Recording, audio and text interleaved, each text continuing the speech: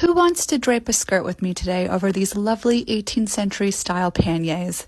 This is for my Halloween masquerade ball costume, and you guys, I am so excited about this. Essentially, the skirt is just two large rectangles, about 60 inches wide by however long you want the garment to be. At the beginning, I was measuring from my center front down to the floor and also from the side seam or your hip over the hoop skirt or the panniers down to the floor.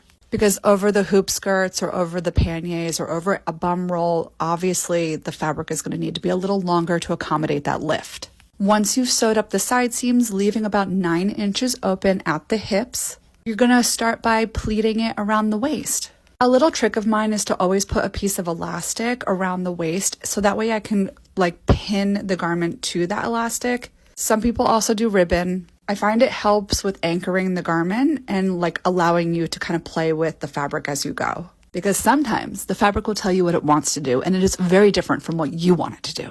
But all in all, these skirts, these historical skirts, are pretty straightforward. It's just a series of rectangles draped over some sort of body enhancer, whether that is hoop skirts or panniers or that kind of thing. Cutting fabric on the diagonal and draping it on the bias around the body was not something seen until the 1910s, 1930s, arguably.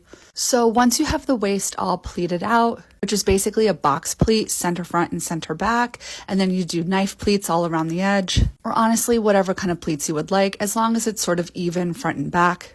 Then you can just finish up the waistband, add ties along the sides, and you are good to go. My masquerade costume is essentially a HallowQueen, like Queen of Halloween.